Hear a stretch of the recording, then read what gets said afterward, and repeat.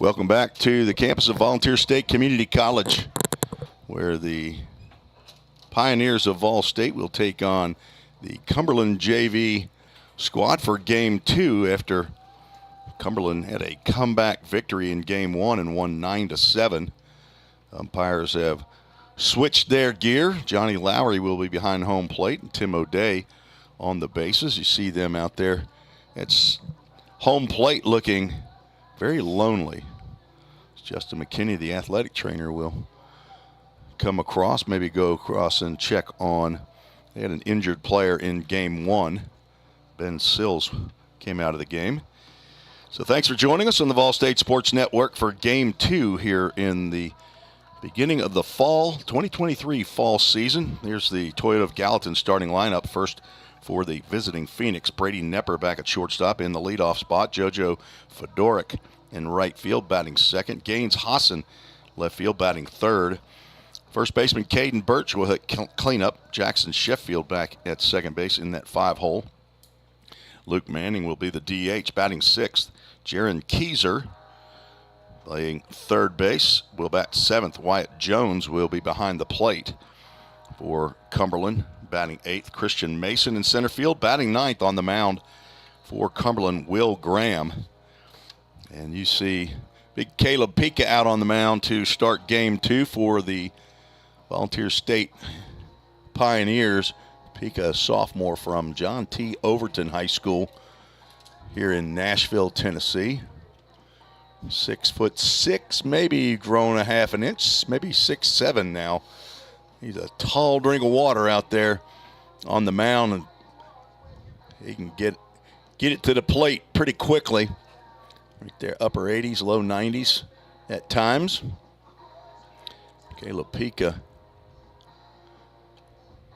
Let's see how many appearances he had a year ago in his freshman year. He had 12 appearances, had 2 starts, had a 2-0 record, 24 innings of work, only gave up 16 hits, 9 runs, but only 4 were earned, which gave him a 1.50 ERA. 16 walks, a little bit more than he would have liked, but 39 strikeouts, a 14.63 strikeouts per 9 innings, which led the Pioneers a year ago.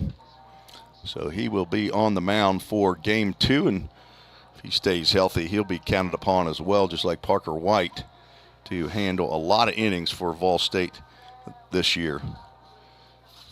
Defensively, Gage Hoover out in left, Reed Mashinsky in center, Cam Hodges in right, Walker Strange at third, Zach Zimmerly at shortstop, Jack McLaury at second, Cannon Lewis at first, Drew Plummer behind the plate.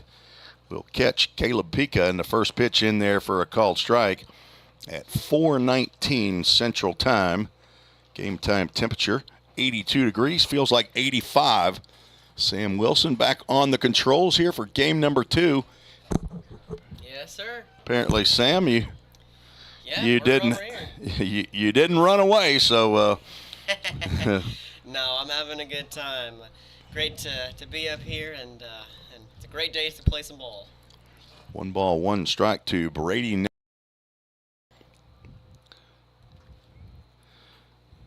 Nepper had 1 hit, was reached base 3 times in Game 1, hit by a pitch and walked in that 6-run 7th inning for Cumberland. There's a ground ball in the hole at short. It's going to be a tough play for Zimmerly, and he slipped a little bit. Ball goes underneath his glove. That'll be a single for Brady Nepper. Don't know that Zimmerly would have had a play on Nepper if he had gloved that.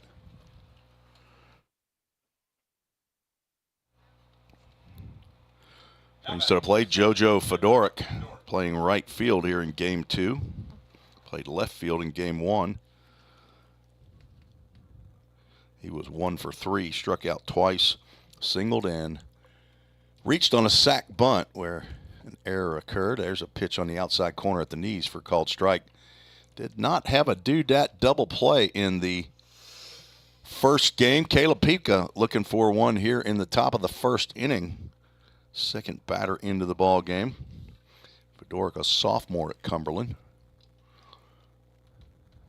Very short lead. He squares around the bunt and went for the bunt, missed it, and the ball got away from Drew Plummer. I thought he actually got the bat on it, but apparently did not. Count now, no balls and 2 strikes. And a pass ball will allow Nepper to reach. I don't think that Nepper was stealing on that. Was he, Braxton? Do you think he was stealing, or did he might have been stealing? If he was going on the pitch, then it's a stolen base as that pitch is fouled back. Let's see if we can go back to our replay here. I think that was a missed attempt at a bunt. Well, it definitely was a missed bunt attempt, no question.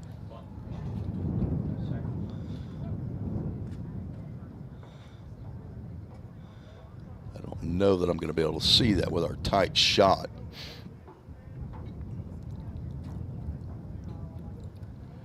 Swing and a miss at a high fastball. Down goes Fedoruk. Pitching for your Vol State Pioneers is number 31, Caleb Pico. And at the plate, number 1, Gaines Austin. Gaines Hawson steps in with 1 out and a runner at second base.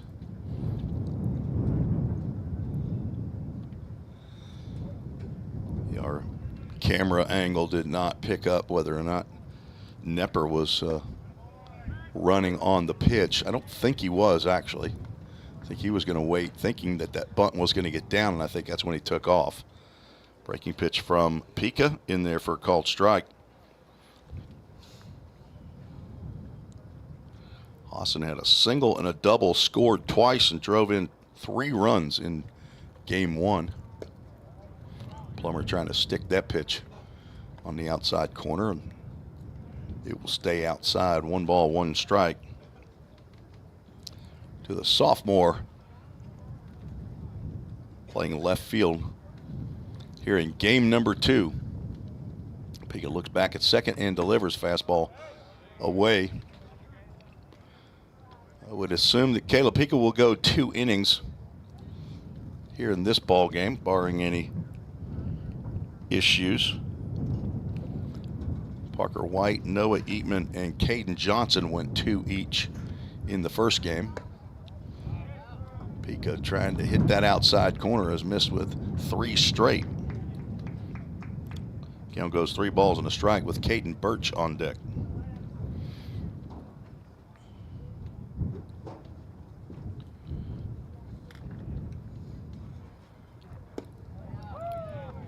And a walk will put runners now at first and second.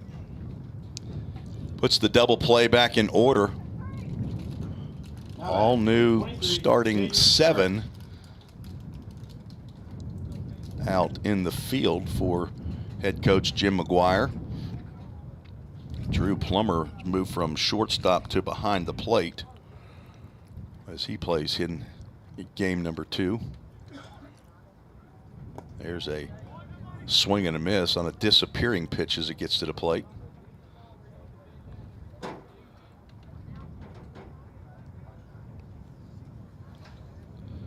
Brady Nepper led off with a single that just went under the glove of Zach Zimmerly at shortstop. In the left field, JoJo Fedoruk struck out and Gaines Hawson walked. There's a ground ball, could be 2. Second hop, going to be tough. Zimmerly flips to second, and a throw back to the plate as Brady Nepper never stopped going around third base. So an infield play will score a run. I thought Drew Plummer might have gotten the tag down, but apparently Nepper able to get that arm in, and just as in the game 1, the Cumberland Phoenix take the early lead. Number 2, Jackson Sheffield. They actually scored in the second inning in game 1, scoring here in the top of the first on a fielder's choice.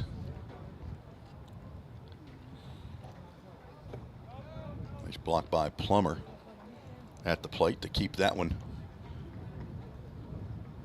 in front of him. Fielder's choice retired Gaines Hawson at second for out number 2, but the turn from Jack McLaury to first base was not in time. That pitch will be popped up out of play into the grassy area right behind the third base dugout. which is where the Pioneers reside. It is a full dugout and a full bullpen, as about 48 on the Pioneer fall roster. A couple medical red shirts, probably now I guess 3. Cole Ulrich got his. He had Tommy John, right? Or did he have labor? He had labrum surgery, didn't he? 2 balls and a strike to the second baseman from Cumberland, Jackson Sheffield. Sheffield 0 for 3 with a walk in game 1. Faced a left-hander in Parker White, and Caden Johnson did not actually. Oh, yes, he did. He struck out looking against Caden Johnson. So he's faced a number of pitchers and draws a walk from Caleb Pika. His second walk of the inning. So he is struggling Now hitting. here to find the zone. 10. Luke Manning. Manning.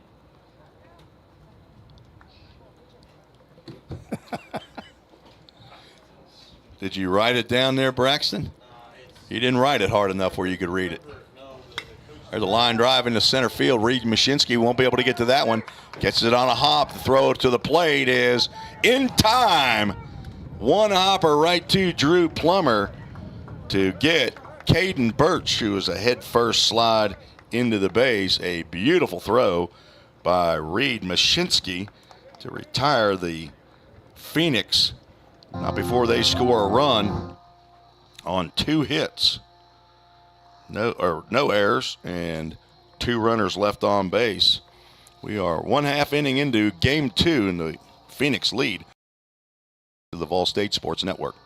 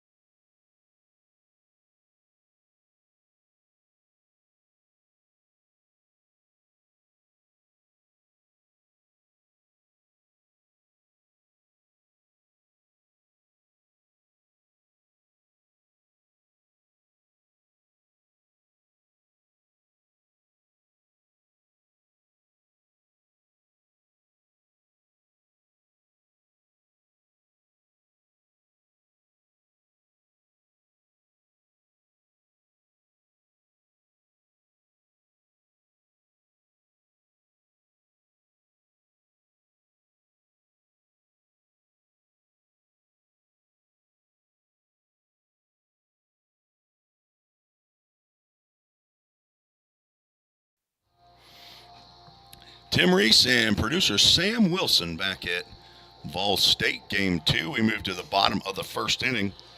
Here's the hitting lineup for head coach Jim McGuire. Zach Zimmerly leading off. Tyler Holsworth, Cannon Lewis, Jacob Hyder, the cleanup hitter, Walker Strange, Reed Mashinsky, and Gage Hoover, Cam Hodges, Drew Plummer, and Jack McLaury, as Pioneers are hitting 10 in game 2 as well. Will Graham delivers the first pitch to Zimmerly, who hits a ground ball to short, and Nepper up with it and on to first base for the first out. 6-3 as Pioneers continue their aggressive manner of swinging at that first pitch if it's in there.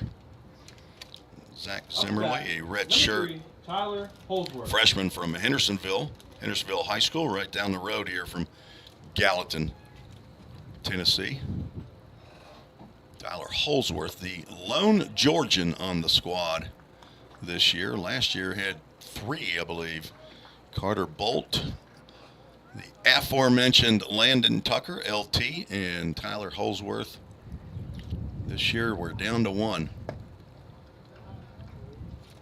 2 balls, no strikes. Tyler had labrum surgery last December on his throwing arm, so he's not actually throwing and won't play a position for a little while, but can swing the stick.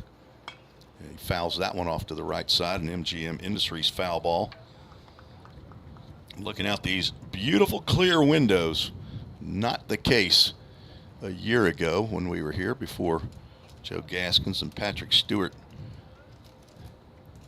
installed our brand new custom-made windows. That was a beautiful thing right here. Sam, you wouldn't believe the difference in this press box from a year ago to today. I was gonna say you're talking about it like it was pretty bad before. Do you want to tell me anything else about the difference? Line drive down that right field line. Will it stay fair? It will not. That would have been extra bases. You know, I've got pictures. I'll show them to you after the ball game. But it looked like the inside of a tool shed in here. Place was built, I think, in the mid '90s. So almost 25 years old. Yeah, that's about right. Over 25 years old. And so the same carpet, the brown paneling outside, as we have a full count Ministries, full count to Holsworth, the DH. And that's a full count first pitch foul ball. First one of the ball game, right, or first one of the day. And that almost got Umbrella Man up there, didn't it? Almost did. I sure hope that thing's strong enough for those balls. It did, in fact, dent someone's car outside. Yeah, you said you went out between games, checked your car, because I guess you heard you were listening to me talk about who in the world would park their car right there, and you had to go move yours, didn't you? Well, I did, and someone who did park their car out there sadly has a dent in it now. But I'm out of risk of that as we have a walk. You parked across the street at the Toyota Gallatin parking. Sure did. Walked across the street. Lewis. Did you say hello to my buddy Wayne Hopty over there who sold me my Toyota Tundra pickup truck a couple years ago? Don't know if I saw him over there. Gray-haired man. Nice guy. Gave me a good deal. Cannon Lewis, local product, stepping in. Transfer from Roane State Community College. Looks at first pitch from Will Graham. It's in there for a called strike. So 1 on, 1 out here in the bottom of the first inning.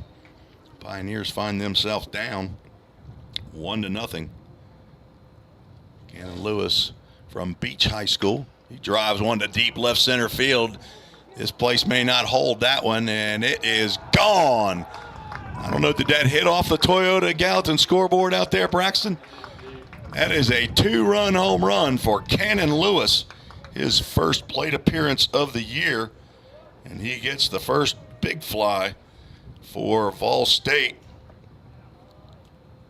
2-run home run drives in Tyler Holsworth and gives the Pioneers a 2-1 lead. Up to bat. Congratulations to Cannon Lewis. I was wondering if we were going to see a home run today. And there it was. 6'1", 215-pound redshirt sophomore. Jacob Hyder steps to the plate. And he is our lone Kentuckian on the squad from Boone County, Kentucky. That is basically southern Cincinnati. Up Florence, Kentucky. It's up there in Cincinnati area, Tim Reese territory. It's where I was born and raised, in the greater Cincinnati area. There's a tapper that will go foul. Caden Birch will glove. I have a older brother that lives in Florence, Kentucky, so Jacob Hyder makes that trek down about four hours from Boone County. Might be 5 hours away you're driving though now. Yeah. You said you're a car enthusiast, so but you don't like to drive them fast. I go, no, I'm just kidding you. You're going way off the I-65. I didn't realize that Huntsville was that far off the interstate, so I'm just teasing with you, Sam. But we had a couple, probably 2 or 3, at least 3 Kentuckians last year. That's a high drive. Probably won't get out of here. That's high into right center field. Over is Christian Mason, the center fielder. Yep. Gloves it, and out number 2 recorded on a fly out to center field.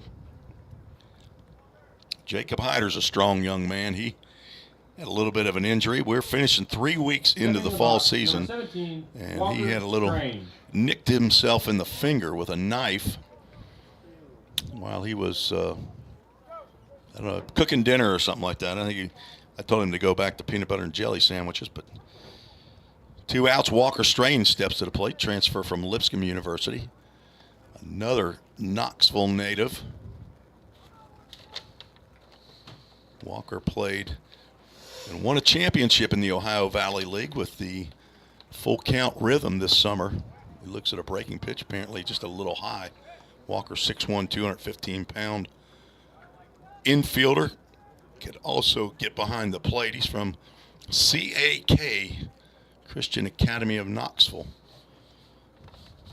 In his second year out of high school, red-shirted from Lipscomb. Playing third base today. Played third base for the full count rhythm, the local team in the Ohio Valley League. Third year entrant into that league, Summer Wood Bat League. It's where I got my start in the baseball broadcasting a couple of years ago, and have now called 2 championship runs for the full count rhythm, back to back, as Walker swings at a 3-1 pitch that handcuffed him, and he'll look at a Full Count Ministries full count. Full Count Ministries owns the Full Count Rhythm summer baseball team. The 3-2 pitch from Will Graham. It has tapped down the third base line, and it is a foul ball as Jaron Keyser did not even try to glove that when he did get close to it, and then almost like if he doesn't touch it, it won't be fair, but if it was fair, that was going to be down the line, and Walker would have been cruising into second base for a double, but he'll come back to face another full count. 2 out, nobody on, 2 in here on the back of Cannon Lewis with a 2-out home run to left center field. High. Second walk of the inning by Graham. Brings to the plate Reed Mishinsky, the center fielder for the Pioneers. He gunned down a would-be run to end the first inning. He will step in there, one of 3 Floridians for Vol State. He and Noah Eatman from the Bradenton, Tampa area, and he lines one down our right field line. That's trouble. Mashinsky can run, and he's on first. It's in the corner, cut off by Fedorik. Mashinsky's not stopping at second. Walker Strange will just cross home plate as Mashinsky stands up with a triple, and the Pioneers now lead 3-1. Mashinsky drives one down that right field line, and in the inning, a home run and a triple have produced 3 runs for Vol State. At the plate, number 16, Gage Hoover. Gage Hoover will step to the plate. So 2 hits in the inning. 2 walks have come across. And Mashinsky standing down at third base with 2 outs. And Gage Hoover, freshman from Stewart's Creek High School. He drives one down that right field line. That's going to be trouble. And it is fair ball right on the line. Gage Hoover will cruise into second base with a that double and an RBI. Driving in Mashinsky, back-to-back swings that produced 2 runs. This inning has been eventful for sure. Wearing out that right field line, aren't they, Sam? Uh-huh. Now batting, number 35, Cam Hodges. Let's see if they can't do that again. Seems to be working for him. Maybe Coach McGuire lit into him a little bit after giving up a 6-run top of the 7th. 4-1, Cam Hodges. Redshirt freshman steps in. He's playing right field. Cam from Sevierville, Tennessee. Wearing the number of last year's Big J Charla, number 35. He grounds one up the middle. That will get to the glove of Nepper. What a play. Brady Nepper just stole an RBI single from Cam Hodges on a great sliding, diving catch up the middle of a ground ball. He got up and threw to first base to retire Hodges, and that is a star-worthy play there. But in the inning, the Pioneers score 4 runs on 3 hits, all extra base hits. Had no errors and 1 runner left on base. We are through 1 inning. Pioneers lead 4-1. You're listening to the Vol State Sports Network.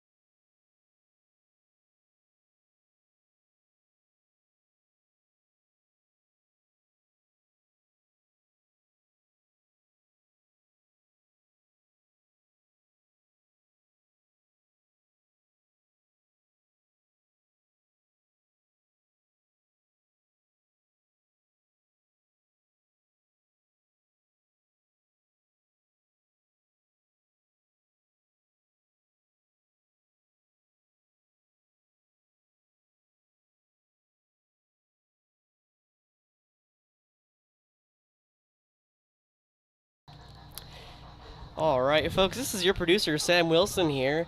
If you're joining us from Twitter or YouTube, go ahead and drop us a comment. Tell us where you're from. Tell us who you're rooting for. Let us know something. We'd be happy to hear you.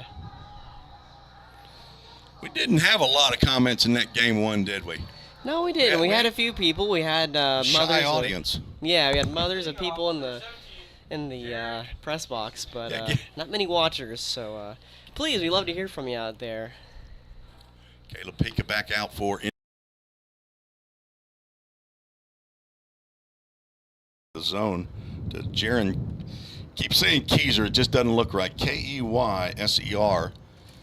Looks like it ought to be Kaiser possibly, but it's a different kind of a spelling, and we didn't have time to go down there and ask. So apologize to the Keyser family. I assume it's Jaron. It's not Jaron, Jaron. But either way, Kaiser is looking at 3 balls, no strike count from Caleb Pika, who walked 2 in the first inning, got him in trouble, and he's now walked Kaiser to start the 2nd inning. Now batting, number 10, Wyatt 16 of those in the spring in 24 innings, so I know that Coach McGuire is looking for that to get corrected before we get to the spring. Breaking pitch, that's a strike called to Wyatt Jones, who's getting his first at-bat of the afternoon.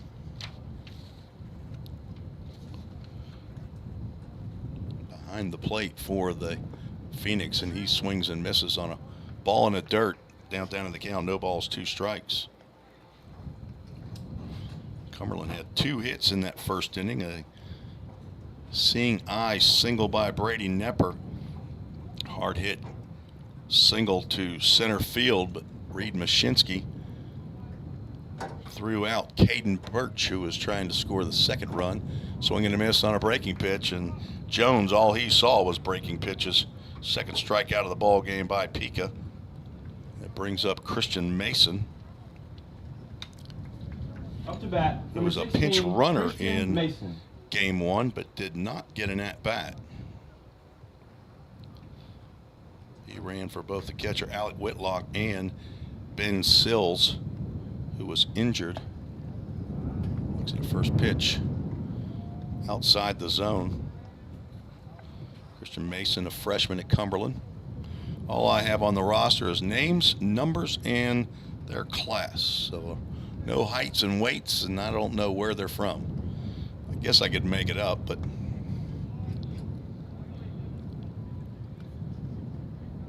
no sense to that, Sam, right?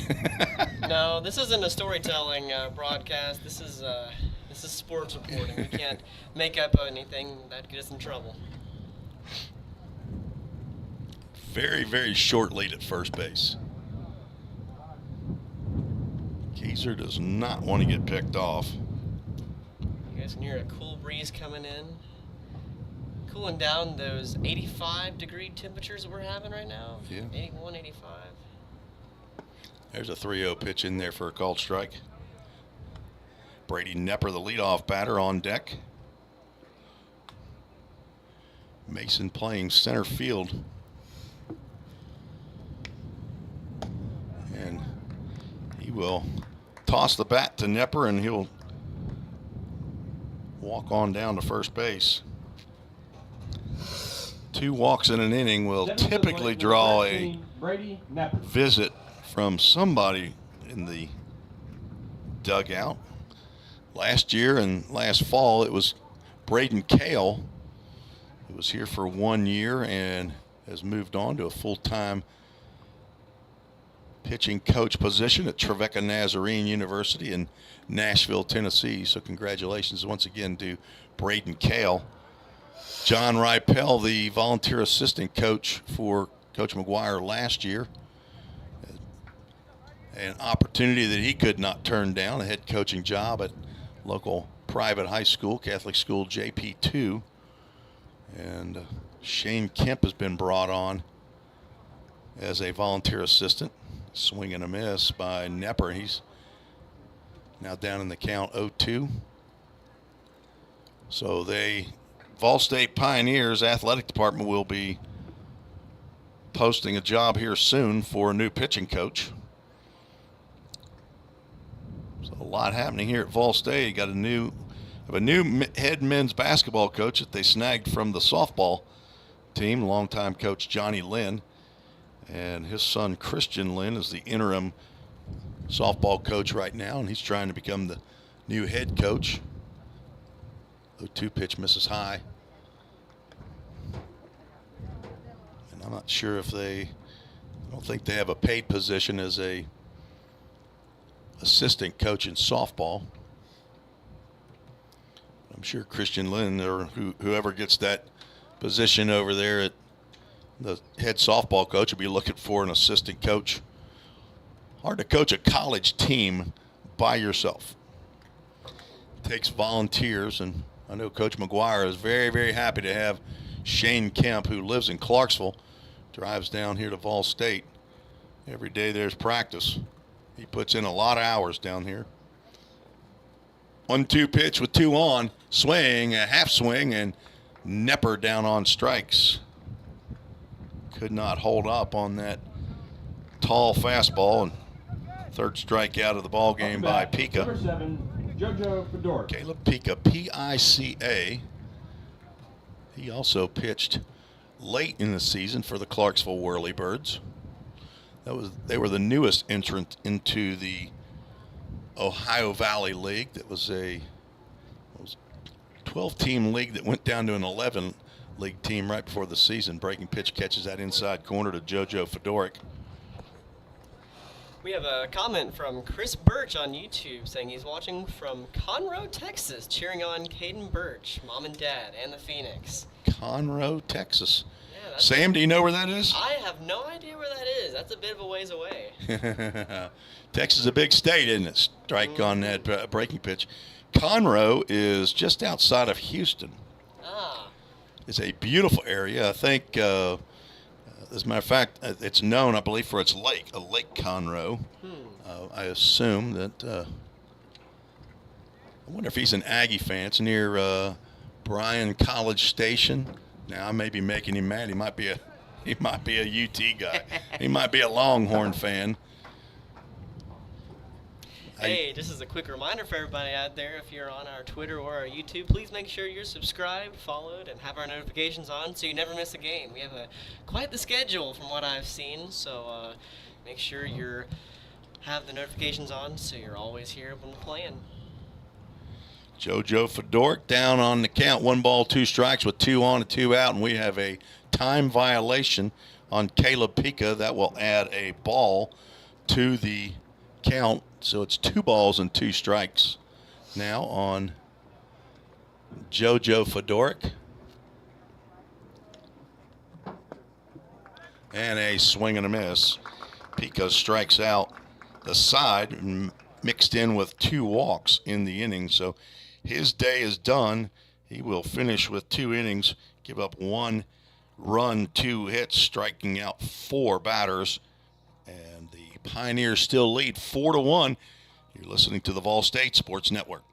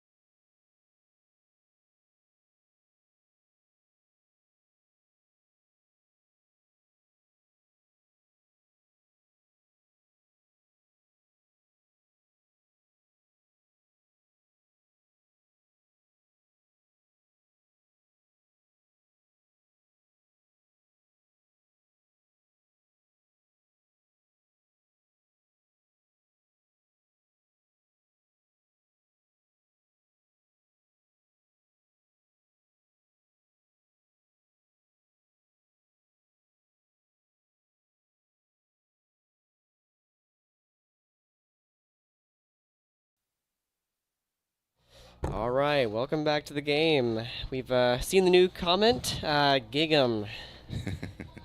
You were just telling me you were from Texas. You know that reference more than I do. Well, I'm not from there. Oh, not but from. No, but I lived there for 8 years. I was up in Tyler, Texas, working as also another famous lake up there, Lake Tyler. A lot of people from the Dallas area and Houston area will come up, spend some time on Lake Tyler. But I knew quite a few folks from down in Houston as well. And Conroe was a pretty area from what I had heard. I don't know that I've ever spent any time there. Drew Plummer, the catcher, stands in to lead off the bottom of the 2nd inning for Vol State. Will Graham still on the mound for Cumberland. Changeup misses low and away. Scoreboard operation has now been moved to the dugout.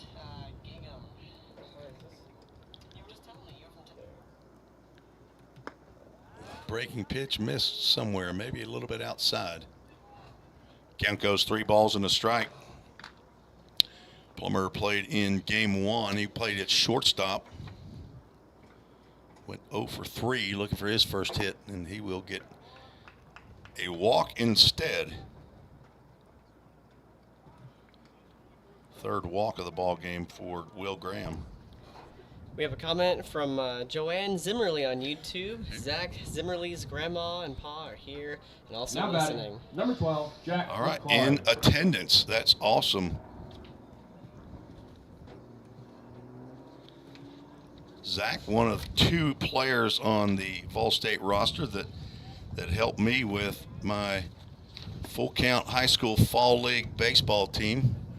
He and Drew Webster I recruited to help on Tuesday nights for Team Reese. 2 local guys here, Zach being in Hendersonville and Drew Webster out of Nashville. Jack McLaury, a freshman in there, sees his first strike in college action. He's a 2-way player for Vol State from Murfreesboro, Tennessee. attended Independence High School, same high school that Logan Molnar attended. 6'1", 155-pound, bats left, throws right. He lays one down, right back to the pitcher, Will Graham, gloves, and throws over to first base. That'll be a sacrifice bunt. Score that one 1-3. Up to the plate. For out number 9, 1. Zach Zimmerly. On the play, Drew Plummer moves down to second base. So Zach stepping to the plate with Grandma and Paul. Is that who they said they were, right? Yeah, they're grandmother and grandfather. Oh, okay. He told me he calls them Grandma and Paul, and also has a Mimi and Mr. Bill that are grandparents. We got a ball that's gotten away from the Cumberland Phoenix bullpen. Tim O'Day, the base umpire, calls timeout. So back to the top of the lineup. Zimmerly grounded out on the first pitch that he saw to Brady Nepper at shortstop. Made a spectacular play to end the first inning on a would-be RBI single by Cam Hodges, but Brady Nepper said no. Zach, infielder and an outfielder for Vol State. Played shortstop for the Commandos, Hendersonville High School down the road. I broadcasted their high school football game yesterday for the first time. I haven't broadcasted high school football since I was a junior in high school, and that was a lot of years ago, Sam. They won that game 61-0 over Hunters Lane. I was there. I record their games. Do you? Okay. Well, I was up in the booth calling with my summer broadcast partner, Zach Williams, who for 5 years was their play-by-play guy on WHIN radio, and he was asked to come back and fill a spot while their regular guys that they've got this year were out of town. So he asked me if I'd want to come along. Zimmerly with one out, one count, and an RBI waiting. He swings and misses at that's a two-seamer, I guess, that just sailed outside. He's actually lucky he didn't hit that one. That would probably have been off the end of the bat. It might have been right at Caden Birch standing down at first base. That's a dirty uniform already, Caden. Of course, he did play in game 1, but he was the DH. Now he's playing at first base, but he got that uniform dirty, trying to Superman home on a base hit up the middle. It was gunned down by Reed Mashinsky, and pretty sure that was Caden. It was. There was 2 plays at the plate in the first inning for Cumberland. Drew Plummer leading off a second. Zimmerly looks at another pitch. He goes down and away, and he'll face a full count. Ministries full count. So Joanne Zimmerly here in attendance. Saw Jesse Jody down there, Zach's dad.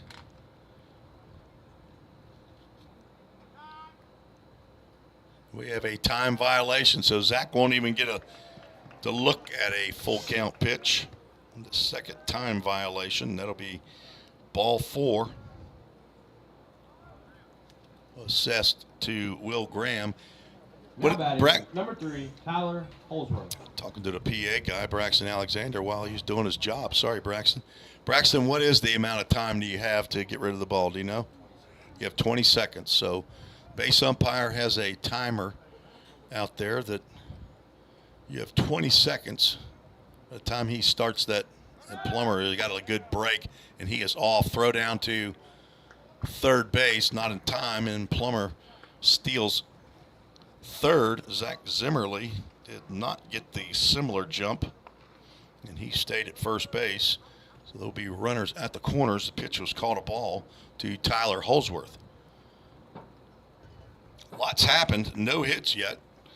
A walk, a sacrifice bunt, and then a time violation walk to Zach Zimmerly. Tyler Holsworth at the plate. He walked and scored in the first. Pitch misses down low. So Zach Zimmerly, the son of Jody and Brandy Zimmerly and brother to Keaton. And now Tyler Holsworth from Atlanta, Georgia at the plate. Missed the spring due to his labrum surgery. He was in the mix for a middle infield spot early on in the fall last year and had an excellent season in the fall. I think he ended up with 3 home runs for the fall and hit over 300. He looks at a 3-0 pitch. That's a 4-pitch walk. Will Graham struggling to get the ball over the plate, and that may be the end of the line for Will Graham, and the call has been made to the bullpen. So we'll take a break and come back and tell you about the new pitcher when we return on the Vol State Sports Network.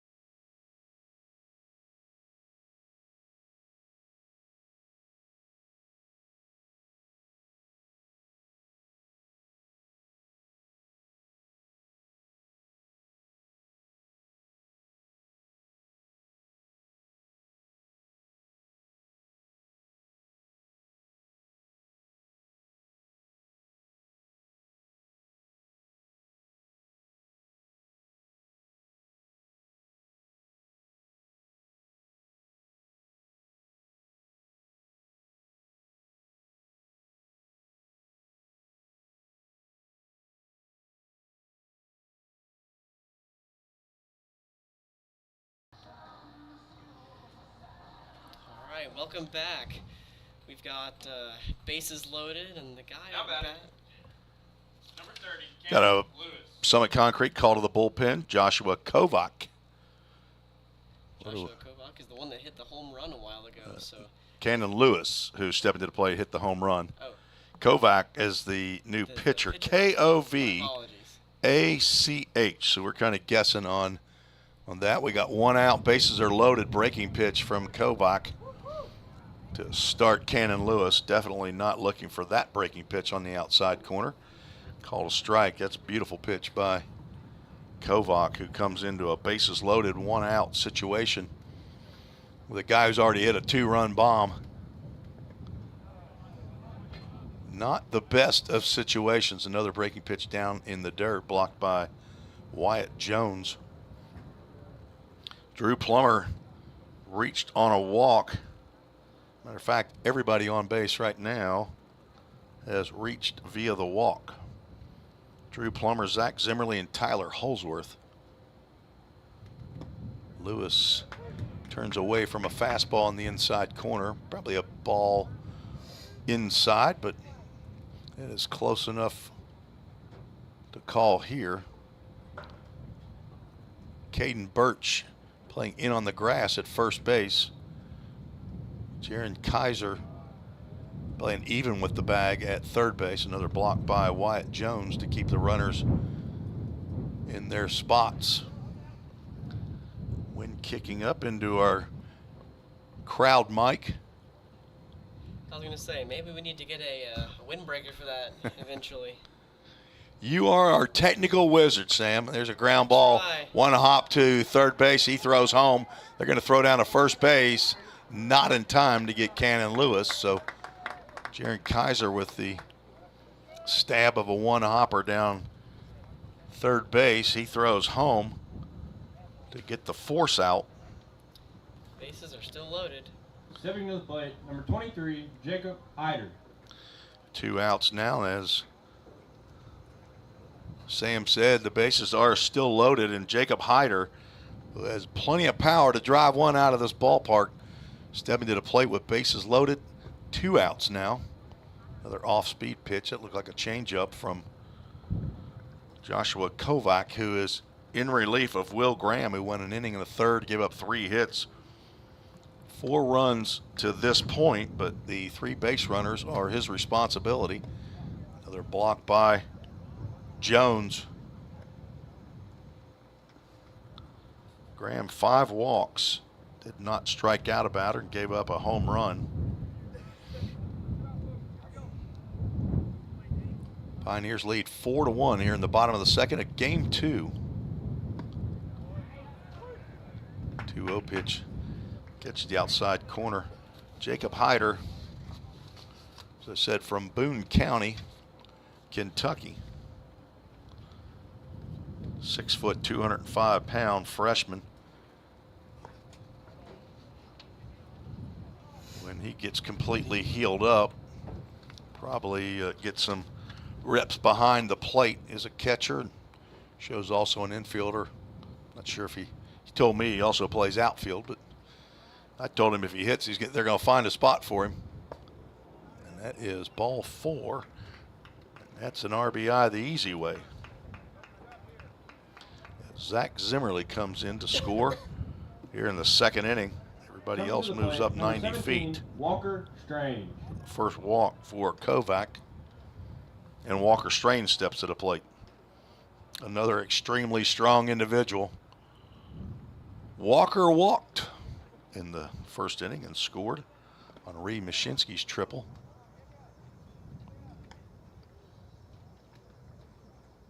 Jim McGuire coaching down at third base. Shane Kemp, volunteer assistant coach, down at first.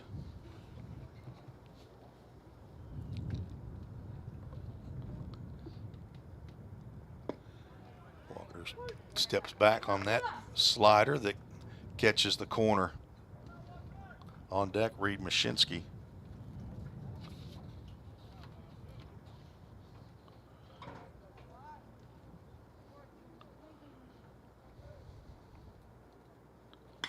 There's a drive on the left field line. It is foul.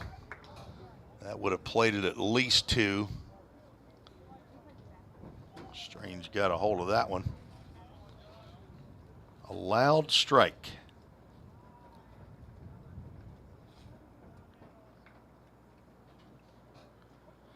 Six extra base hits for the Pioneers in game 1 of their 7 total hits. 5 of those were due-dat doubles, and also a triple off the bat of Brody Melton, who had 2 of those extra base hits. Already a home run, a triple, and a double. That pitch in the dirt, blocked, and it kicks toward the Phoenix dugout, but not far enough for Tyler Holsworth to attempt to score. Deuces are wild on that scoreboard, the Toyota of Gallatin scoreboard. Thanks again to folks over, Jake Thompson, and golly, I'm trying to remember the general manager's name. I know it, I'm just having a senior moment. 2-2 pitch, another drive down that left field line. This one might stay fair, and it will not. Johnny Lowry on that call, right on it. Home plate umpire, and Walker Strange cannot keep that hook off that bat. He has flirted with extra base hits twice down that left field line. Jake Thompson, I think the general sales manager across the street at Toyota of Gallatin. And they have invested heavily in the Vol State athletic department, putting up brand new scoreboards here at the baseball complex, softball complex, and soon in the Pickle Field House with brand new scoreboards for the men's and women's basketball programs. So we thank Toyota of Gallatin for their generosity. Walker Strange will face a full count Ministries. Full count with the bases loaded once again.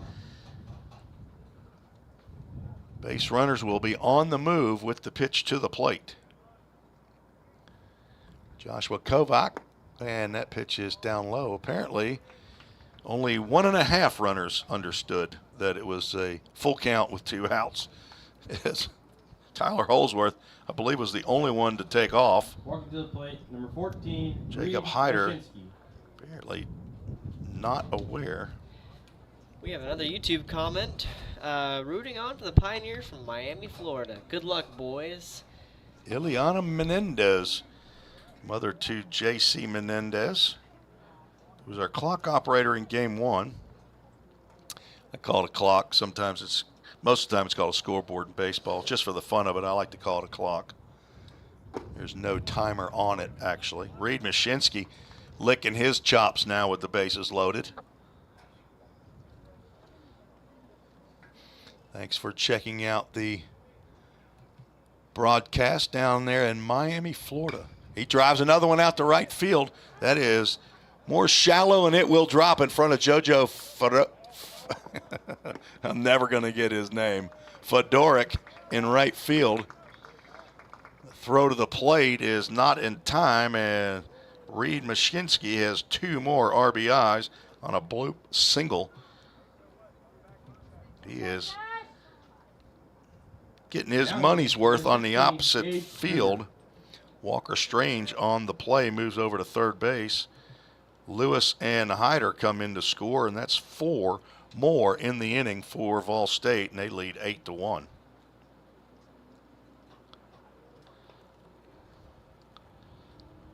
First hit of the inning. That brings Gage Hoover to the plate. He doubled down that right field line. JoJo Fedoruk in right field is getting plenty of action. So you have Reed Mashinsky takes off here on this 1-0 pitch. There he goes. Pitch is tapped and will get through the left side. Mashinsky keeps rolling. Throw over to third base and will not be in time. A single for Gage Hoover. He's 2 for 2. Drives in a run. Walker Strange comes in to score. All this with 2 out, and that will end the day. Appears for Joshua Kovac out of the dugout. Derek Lowe, he may not have made this call yet. Don't see anybody coming out of the bullpen. There is a left-hander warming, but 5 runs have come across in the inning.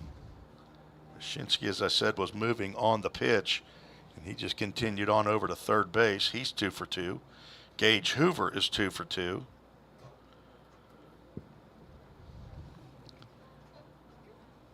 They have 5 RBIs amongst them, 9-1. So they're going to leave pitcher in. That is Joshua Kovac. So 6 runs of the 9 are charged to Will Graham. All of them are earned, so he finishes with 1 1/3 innings, 3 hits, 6 runs, 5 walks. One of those hits is a home run. Cam Hodges stepped to the plate as the 10th batter of the inning. Grounded one up the middle. He drives one in the left field. That sends back Gaines Hassan, and that will hit at the base of the fence. That's extra bases, and 1 run will score. Cam Hodges, his first hit of the fall. RBI double.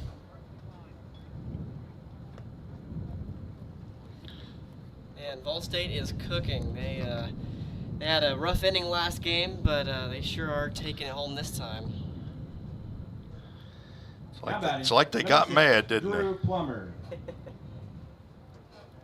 They did not take that last loss very well. No. They wanted to come back, and they sure have it with a lead of 10-1 in the second inning. 4 in the first, 6 here in the second. Ball in the dirt. Does not get away from Wyatt Jones far enough as the Pioneers have batted around here in the second inning.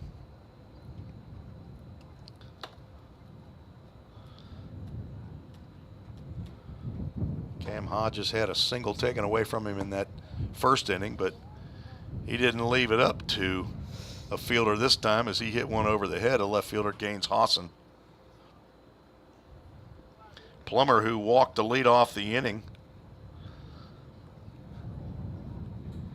at the plate with 2 on and 2 out. Another pitch in the dirt. Count goes 3 balls and no strikes. So 3 straight hits. Mashinsky, Hoover, and Hodges. Single, single, double. Do that double. Thanks again to Craig Sinnard over at Do Dat Communications. Their support is that 3-0 pitch right down the can.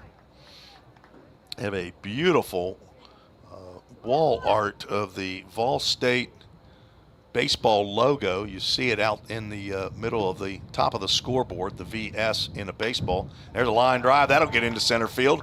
That's down for 2 more runs. Drew Plummer gets his first hit.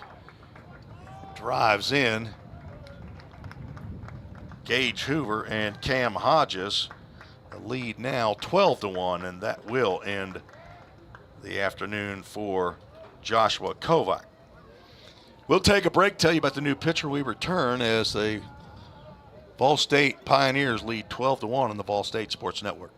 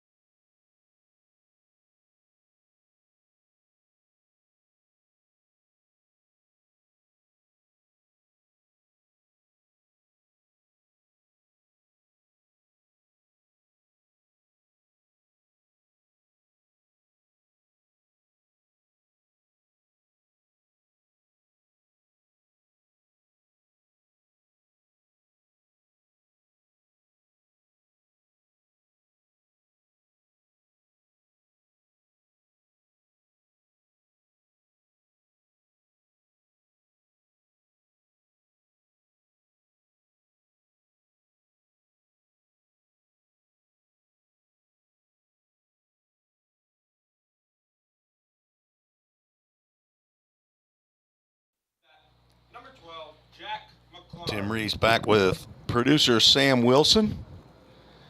We have a 8-run inning for the Pioneers here in the bottom of the second. Jack McLaury steps in with 2 outs, and he hits a ground ball. That will get through into right field for a base hit. That's 5 straight base hits for the Pioneers here in the bottom of the second inning. Jack McLaury's first collegiate hit. Just past the outstretched glove of first baseman Caden Birch.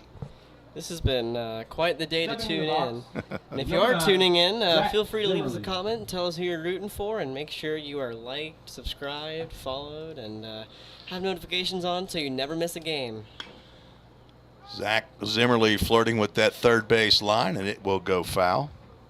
Batting for the 3rd time here in 2 innings. Looking for his first hit. Ground out and a walk scored earlier this inning.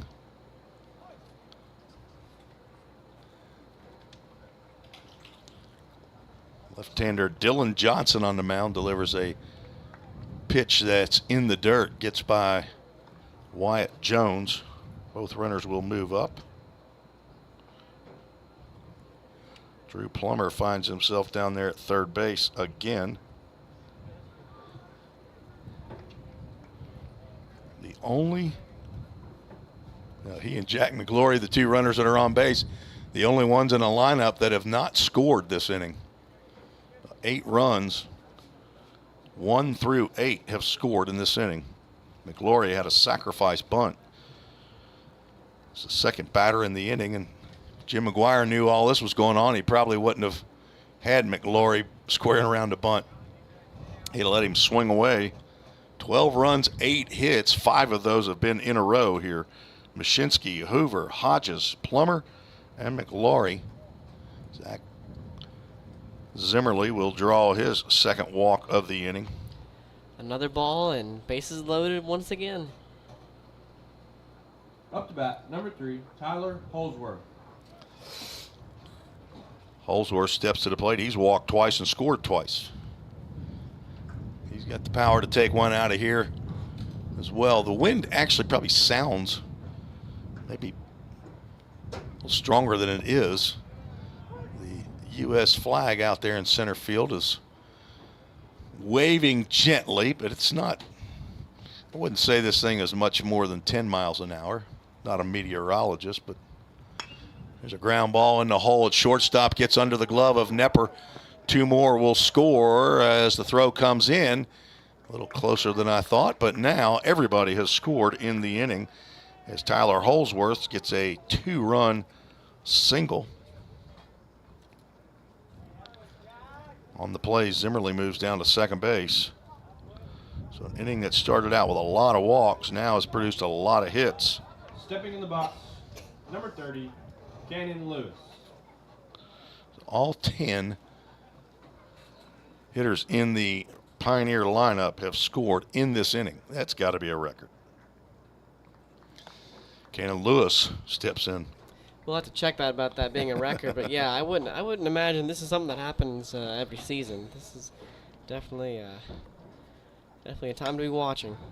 Well, ahead of that ball is Cannon Lewis, and that eludes Jaron Keyser down at third base. I'm not sure what happened with that. It looked like it had a nice hop to him, and it just went by his glove. It'll be an E5. Now hitting number 23, Jacob Hyder. But Zach Zimmerly will come across to score, and on the play, Holsworth moves to third base. That'll be 1 more run for Vol State, now with a lead of 15-1. First error of the ball game.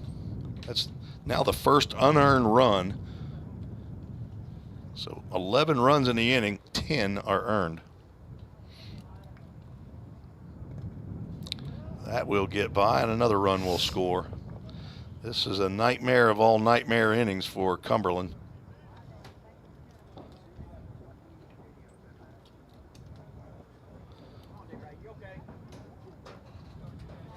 Cumberland still has 2 outs on Vol State. They just need 1 more. They just haven't had an opportunity to get one because the majority of folks have walked. Jacob Hyder at the plate. Flew out and has walked and scored. He's looking for a pitch to hit right here. Right now, not getting it. 3 balls, no strikes. That was pretty much a non-set from Dylan Johnson, it looked like, on the mound, but I don't think the umpires are wanting to make that call. He's got a very low set, and that one, ball 4, goes to the backstop. Another wild pitch. That'll move Cannon Lewis down to third base.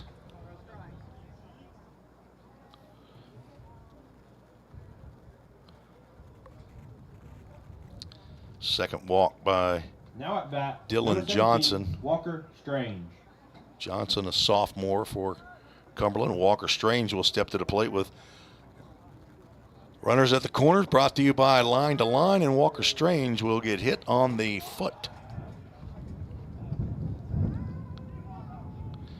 First hit batter of the ball game, now loads the bases. Reed Mashinsky, another opportunity to bat with the bases loaded. Might be the second time he's come to the base with the bases loaded with 2 outs. I think you're right. We'd have to go back on the playback on that, but that sounds about right. Number 14, Reed Mashinsky. Mashinsky dumped a single into shallow right field, and he will line out to the first baseman. And this marathon inning mercifully ends for the Cumberland Phoenix. I'm going to have to take my shoes off, folks, to figure out all the runs and hits in this inning. So we'll come back and see if we can figure it out. You're listening to the Vol State Sports Network. See you next.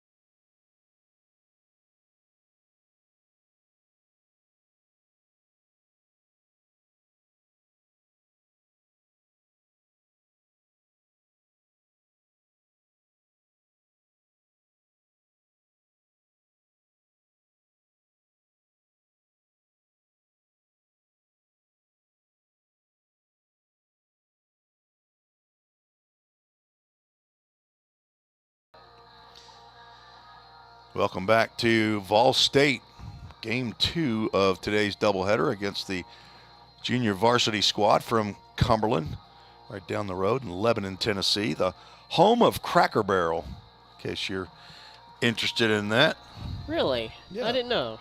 That is the corporate headquarters of Cracker Barrel in Lebanon, Tennessee. Have a Summit Concrete call to the bullpen for the Pioneers. Brett Dowling out of the bullpen. If you remember way back when Caleb Pico was pitching for Vol State, he did his 2 innings worth of work and now gives way to sophomore Brett Dowling, 6'1", 190-pound sophomore from Green Hill High School, Mount Juliet, Tennessee, son of Chad and Shelley Dowling. First pitch swinging is Gaines Hassan. Fouls that one down the right side. He has twin older sisters, Ashley and Aaron. A granddaddy in Bowling Green, a grandma in Portland. Poppy in Madison, Alabama, and a Nana in Central City, Kentucky. There's a high chopper to shortstop. Zach Zimmerly gloves and delivers a strike over to his former nemesis at Beach High School, Cannon Lewis. So that was a Hendersonville to Beach High School. Huge rivals here in Sumner County, Tennessee. But now they're teammates. 6-3 put out. Madison, Alabama is right next to Huntsville. I guess I should clarify, that's really where I'm from. I'm right on the border of the two. Bob Jones is in Madison, but... Okay. Well, there you go. People want to know that, Sam. Yeah. People want to know. It's a great place. It's really growing right now. Yeah, it is. A lot of folks moving in. I think it recently got named #1 place in Alabama, and I think maybe in the top 5 in the states. I'm not quite sure on that, but... There's a gold strike to Caden Birch from, I'm assuming he's from Conroe, Texas. Maybe not. That's an assumption that I'm kind of leaping to. Said his dad, said, Chris, there's a ground ball up the middle, slowly hit. Zimmerly reaches down and gloves it at his shoes. He'll throw another strike over to Cannon Lewis. So 2 6-3 putouts. So I guess Chris could let us know if that's actually where I was going to mention if Caden's from. If his folks are still in the chat, they are more than welcome to comment and let us know more about him. So Huntsville, Alabama has some new industry that's come in there. I don't know. Goodness, they Other have than a that, lot of new can you industries. tell me? See if you can tell me what's one of the biggest employers that's coming into the Huntsville area. My former employer, as a matter of fact. That one's Well. fouled off. It's not going to get your car this time, though, is it? Or Nope. Stephen Bell's. You said that number 22, Stephen Bell, had a dent in his. Are you sure that happened today? Yeah, I parked right next to him. He had Okay. a little BMW 325, and Oh, man, you looked can't pretty hide nice, money. and- yeah, poor thing. No, Huntsville has had a lot of growth development in the last 5 years. One of the big things is Blue Origin. They are I think they're Amazon's attempt at space stuff. Like Elon Musk with SpaceX, I think Blue Origin is. Tapper foul down the first base line. Jackson Sheffield at the plate with 2 out, nobody on. Blue Origin, so that's Amazon. So Yeah, and then formerly owned by Bezos. Yep. And then the Redstone Arsenal has been a big part for a long time. They've done, they did development on the Saturn V back when the moon landings was in play, and they still do missile and rocket testing out there. That's what my dad does. He's a missile defense worker, so he works with people over there on the MDA. And Could he actually tell people he's a rocket scientist? I'm sure that he's gonna hear this and he's gonna laugh at that too. I don't think that's what he'd prefer people call him, of course. I would. Hey, that was my dream in life, either a rocket scientist or a short order cook, Braxton. That was me. I had some kind of differing, short order cook. I'm just kidding. On the Arsenal, the newest development has been I'm pretty sure the FBI has now made a full-on station down there. There you go. And now you found my former employer. Full Count Ministries, full count to Jackson Sheffield. Yeah, second headquarters for the FBI is increasing quickly in Huntsville, Alabama. Full count pitch inside, and Jackson Sheffield walks for the second time in this ball game. I think he had a walk or two. He had 1 walk, so he's walked 3 times on the day. Yeah, if you want to go to work for the federal government and you want to stay local, go down there or go to FBIjobs.gov, and I'm sure there's something that they can find for you in Huntsville, Alabama, at a place where you can afford to live, as opposed to having to move to Washington, D.C., where you can't afford to live. I'm pretty sure they even, maybe not the FBI, but I think there's some new development that is hiring young cybersecurity people for interns. But I'm sure there are. There's a lot of contractors that. Toyota just built a big plant down there, or Mazda Toyota just built a huge plant a little bit west of Madison. So not really Huntsville direct, but still very close in the area.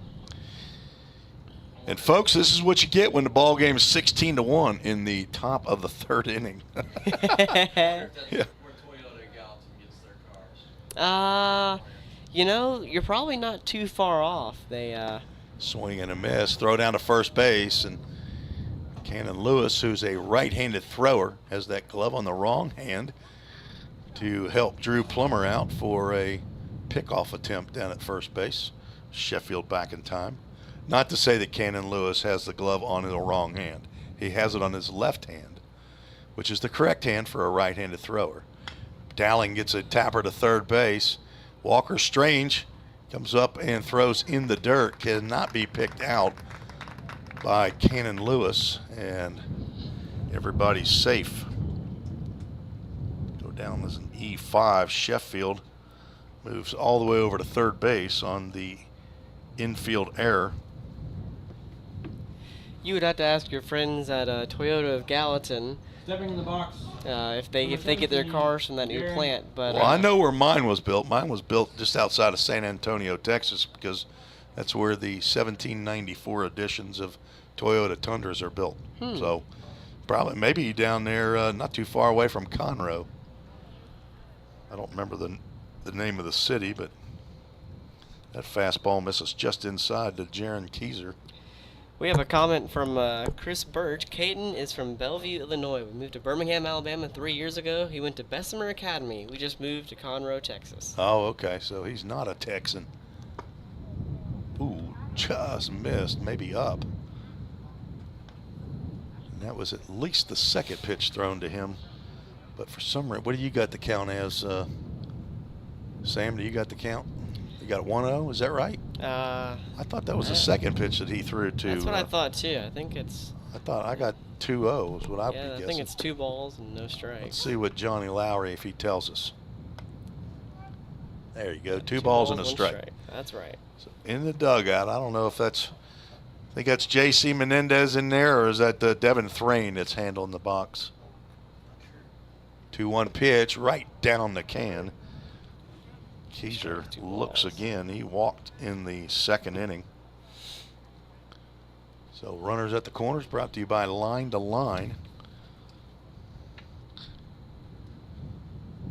16-1, top of the third. Dowling with a great breaking pitch. That's a good inning right there by Brett Dowling. Should have been down the inning after 4 batters, and instead gets a backward K to retire Keyser. No runs, no hits, 1 error, 1 runner, 2 runners left on base. They've left 2 runners on each of the first 3 innings. But the Pioneers with a 12 spot in the second lead 16-1.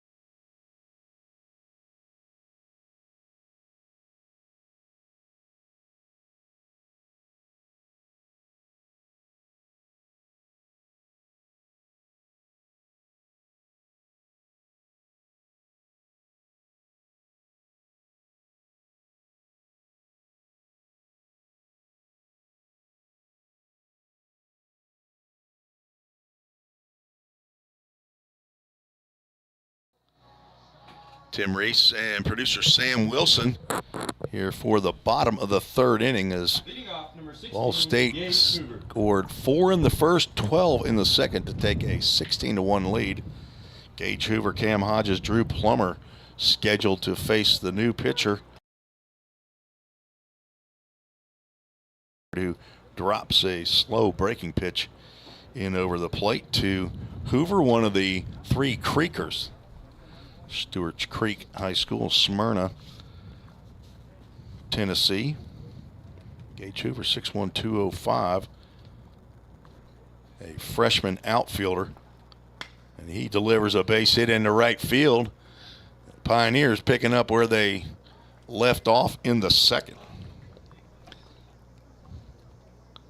I got the 10th hit of the ball game right there for Vol State, and Gage Hoover making a great day at the plate. He's got a double, a single, and a single. He's gone right field, left field, now back to right field.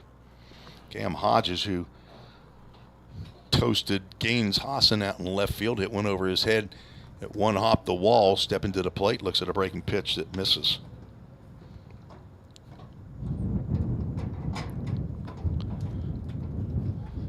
So since Chris Birch is commenting in, we'll just continue conversating. Sure. Conversating with Chris Birch. He's telling us we're all Belleville, Illinois. I believe that's a suburb of Chicago, and you agreed with me. I don't know if you're knowledgeable of the Chicago area. I've never lived there, but not that much, but I'm pretty sure I've heard of it in relation to Chicago. I would imagine it's close to there.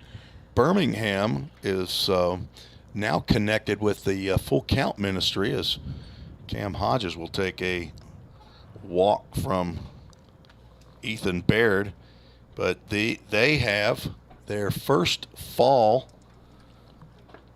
4-team season for Full Count down there in Birmingham, as we will have a pinch hitter for 42, Thedrick Harris will step to the plate. Thedrick Harris.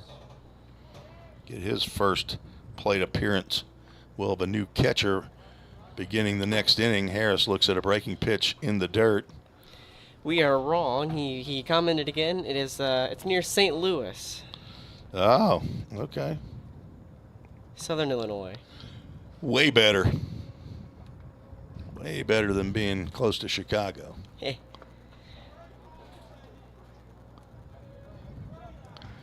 And then Birmingham, I'm pretty sure they call it the Magic City because there was no river that runs through it, so the only way it was built on road and rail back on the day.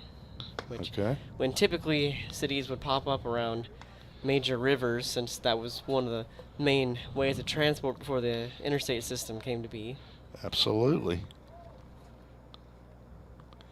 Baird has now walked 2 straight batters, I believe, on 8 pitches. Thedrick Harris said, I didn't see anything close to swinging at. And the bases are loaded. Yet again, Jack McGlory steps to the plate.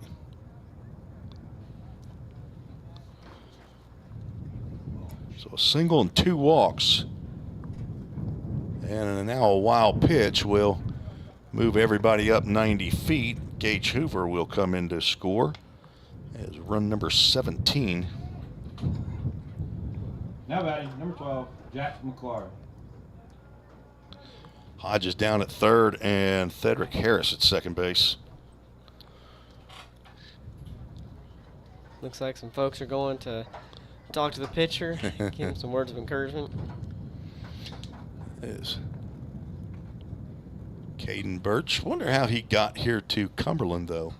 If he never lived in Tennessee, wonder what brought him here.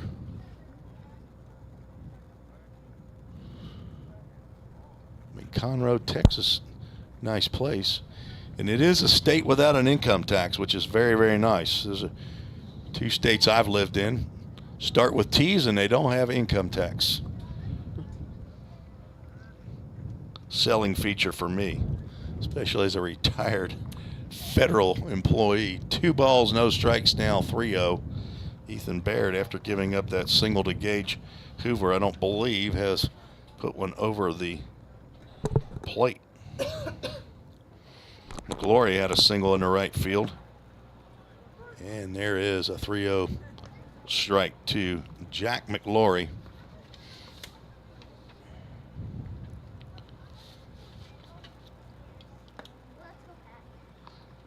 Walk number 3 loads the bases. More activity down in the Cumberland number 9, bullpen. Zimmerly. Zach Zimmerly will step to the plate. He's grounded out and walked twice, scored twice. We are in the bottom of the 3rd inning.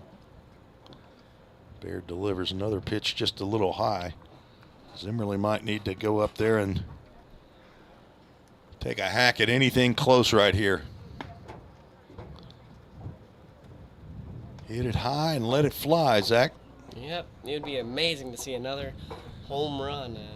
What do you call that when bases are loaded and you hit a home run? There's a word for that, I think. It is. It's called a grand slam. Grand slam, that's right. Wonder if he's got I'm not sure if he's got the green light on a 3-0 count right here. Probably not. He does not, and it pitched right over the plate. Baird at this point looks like he's just trying to throw it over the plate to get the hitter to offer at it, but not even close on that one. And that will be the end of the afternoon, I think, for Ethan Baird, as I believe that's Derek Lowe out of the Cumberland dugout looking down at the bullpen. May not have had enough time to see if that pitcher is ready, but Zimmerly with his first RBI coming via the walk with bases loaded. And then we'll bring to the plate Tyler Holsworth. We will have a pitching change, so we will take a break. We'll come right back and tell you if we know who this pitcher is on the Vol State Sports Network.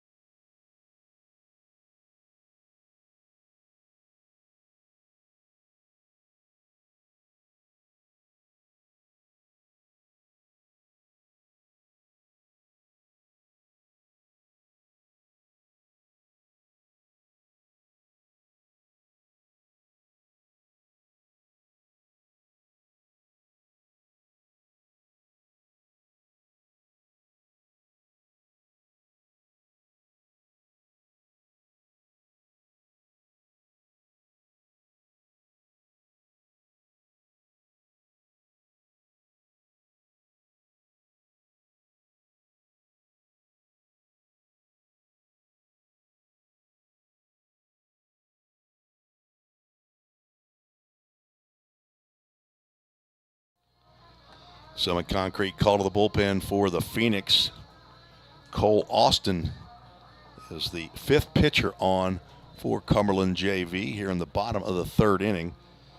Ethan Baird unable to record an out, gave up one hit, walked four batters, just struggled to get the ball over the plate, as have each of the four previous Now batting, number 4, Luke Lawson. pitchers. Got another comment from Chris Birch. Cumberland is Caden's #1 pick from all the schools that offered him a chance to play. I assume they recruited him out of that Bessemer Academy down in Birmingham, as Luke Lawson pinch hitting for Tyler Holsworth. True freshman out of Knoxville. Hey, if you're just joining us from YouTube, if you would, please make sure to like the stream. It really helps us out. I think we got like 3 people in here now and only 1 like. So if you would, please hit that like button and make sure you're subscribed and have the bell on so you don't miss a stream. We have quite the schedule lineup for this season. And we will be streaming them as often as possible, hopefully every one. As long as the internet's working, Yep. we will be streaming. Ground ball gets through into the left field. That's an RBI single as Luke Lawson in his first collegiate at-bat with an RBI single into left field. Luke from Knoxville Halls High School, Stepping to the plate, number 32. 5'11", 160-pound freshman outfielder, and can he scoot? Bases remain loaded. Cedric Harris comes in to score. Zach Zimmerly at second and Luke Lawson on at first base. And Connor Paul is pinch hitting for Cannon Lewis.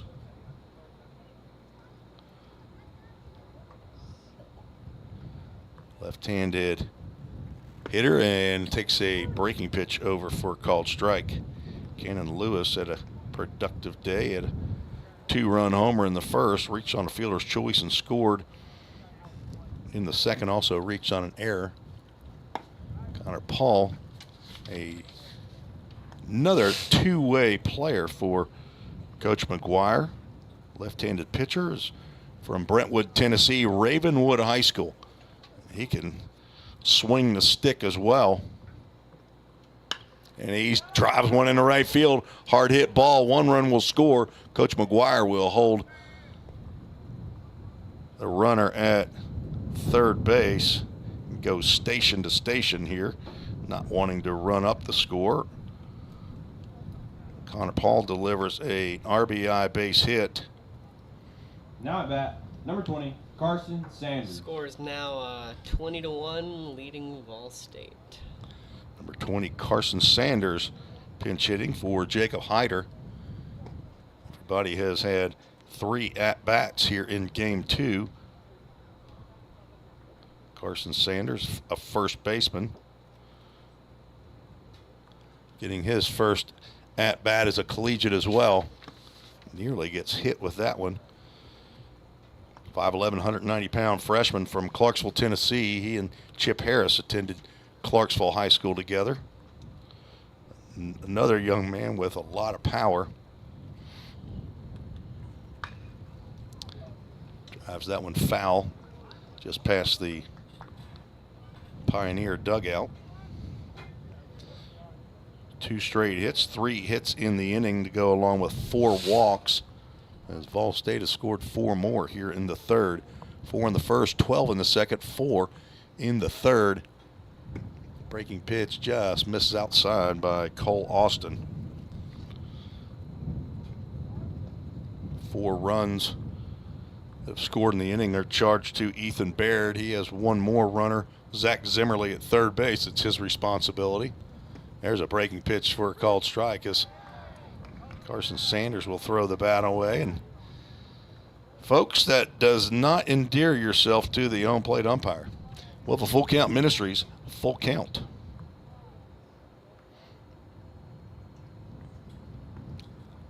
Right down low below the knees. I thought that might have been a good pitch, but a walk to Sanders.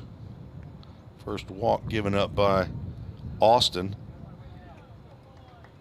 And the bases remain loaded, and that will close the book on Ethan Baird. He faced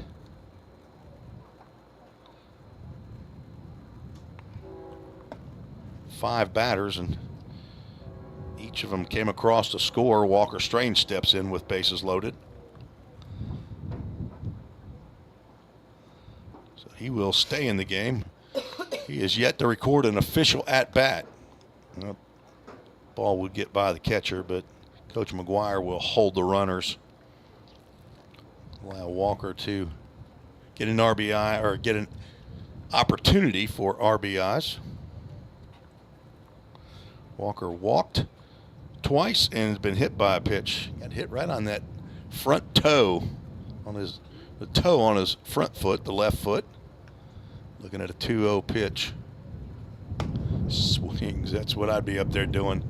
If it's close, I'm taking a hack. I'm done walking. Comes up empty on a chin-high fastball.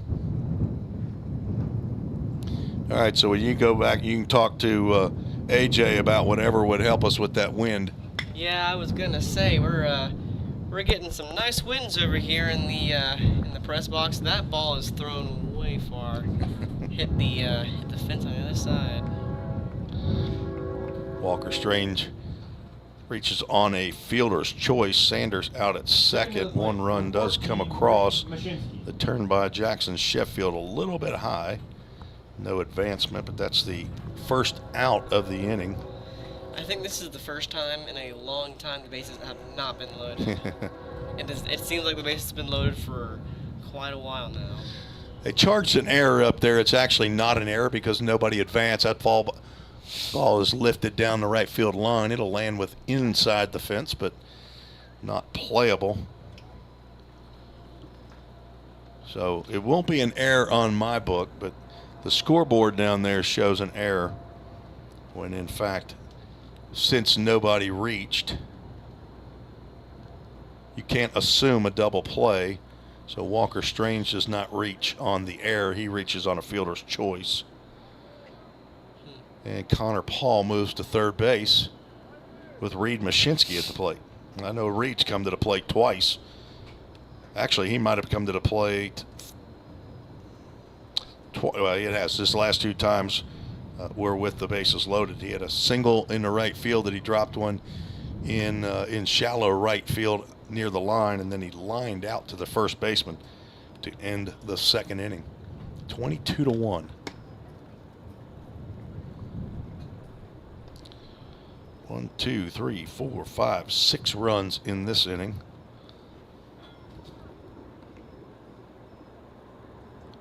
Cole Austin been charged with 1 of those so far, and the other 2 that are out there are his responsibility with 1 out. Runners at the corners, brought to you by Line to Line. Thanks to Stephen Dotson and Bill Marbett over at Line to Line. Also Game Time Sports Field, for their support of Vol State baseball. They were here working like crazy during the TCCAA state tournament last May. And they took care of the field during the entire week of the tournament.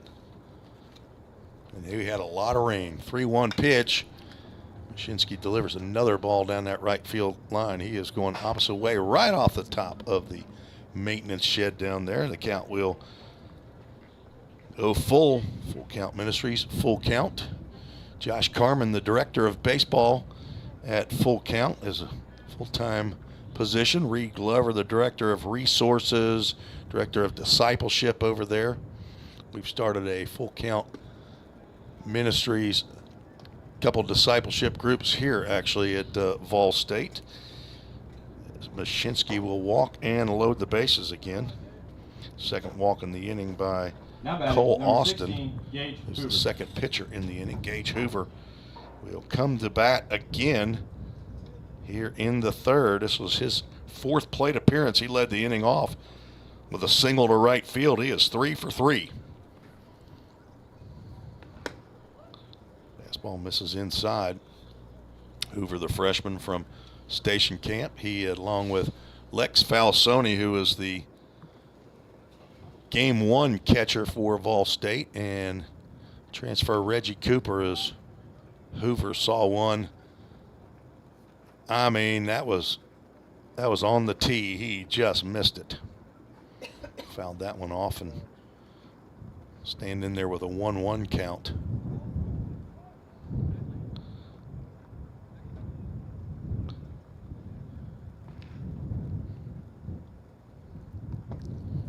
Pitch misses low and away. Not sure if I ever finished the story about Hayden Schrum, the memorial out there on the wall in left field. He's from Portland, I believe it was Macon County. And he was a right-handed pitcher here for the Pioneers and ended up passing away, I believe, of leukemia.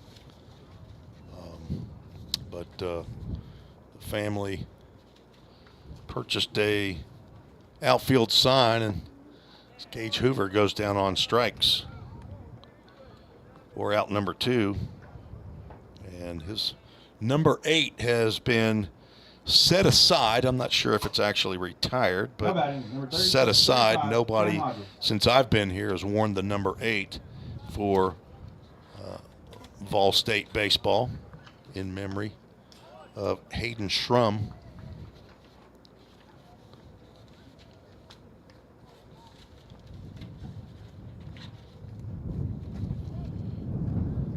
Cam Hodges at the plate. 1 for 2. Doubled and scored, walked and scored.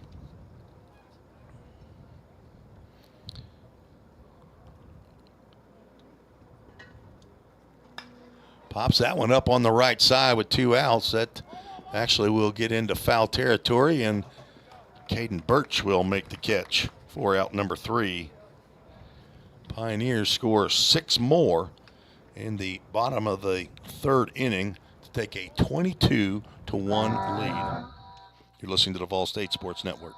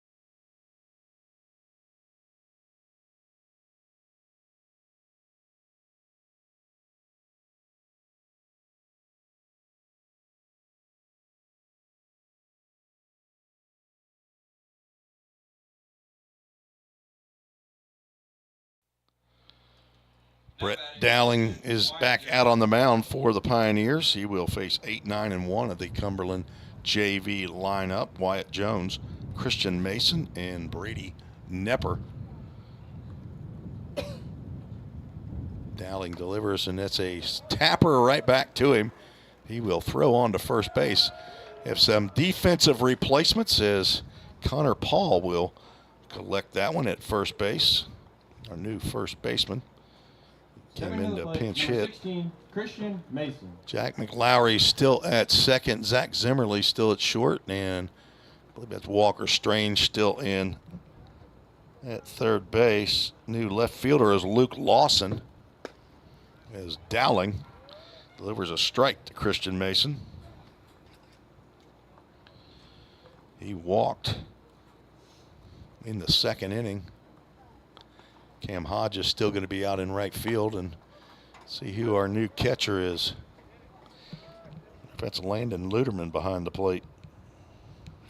I think that looks like Landon, and he's got an 0-2 count on Christian Mason and blocks that one. So Luderman, who played third base in game one, is on in relief of Drew Plummer here in game two behind the plate. Both of them played on that left side of the infield in game one, and now both are behind the plate here in game two. Popped up to the right side. Not sure if that'll get out to right field. It will. Cam Hodges will come in just out in the outfield grass and make the catch for out number two. 2 up and 2 down quickly. Brett Dowling, it's exactly what he's looking for. Is a quick inning, because he wants to string a bunch of quick innings together when he gets out there. He has struggled last year he throws hard, it just could not record outs as quickly as he wanted to. There's a pitch that I have no idea where that missed. No idea. Maybe. Looked a little low, in my opinion. I thought it was good, but must have been a little bit low. Or a little That's bit the only place I can think it might have missed. It No, looked to me like the same pitch. I was going to say, it looked like that was dead on where the other one was. And I'm going to tell you, if I'm Johnny Lowry and the score's 22-1, if I have a chance to call a pitch a strike, I'm going to do it. Dowling threw 6 2/3 innings in the spring in 6 appearances, 5 hits, 7 runs, and they were earned. Walked 5, struck out 9. Just seemed like he couldn't put the batter away. MGM Industries foul ball off the right side. See if a gaggle of pitchers will head off for that foul ball. Brady Nepper, shortstop, up for the third time here in the top of the fourth inning. There goes Parker White, Caleb Pika, the two starting pitchers today's ball game. Two left-handers. A lot of left-handed pitching here at Vol State. That is strike three on the outside corner. An outstanding outing by Brett Dowling. Congratulations, Brett, on two fine innings of work. Like we just started this inning. We did. So he ends up with two strikeouts on the day. Did walk a batter. Did not give up a hit or a run in his two innings. As we will head to the bottom of the fourth inning. Pioneers lead 22-1 on the Vol State Sports Network. We'll see you soon.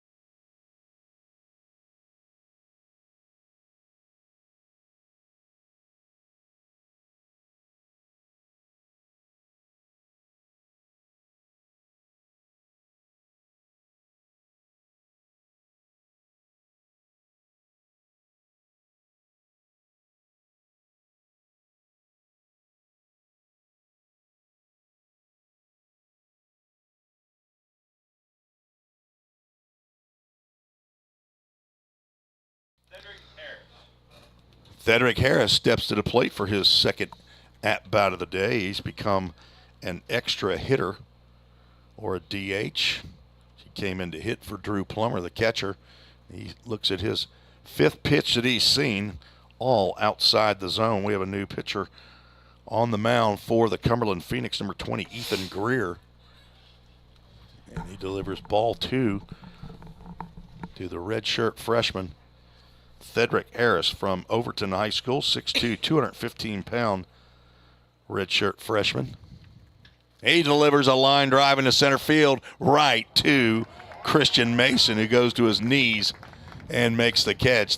Harris put a thumping on that one. He just happened to hit it right to the center fielder. Line out to Mason for out number one. Now batting, number 12. Jack McLaury steps in. Harris got to see one strike, and he put the stick to it. Check swing by McLaury on that breaking pitch and pulls that one foul. McLaury is 1 for 1 on the day as sacrifice bunt, single and a run scored, and a walk and a run scored. Swinging it from the left side. I think there's 6 left-handed hitters this year. Swing and a miss. Last year there were 4 left-handed hitters for Vol State.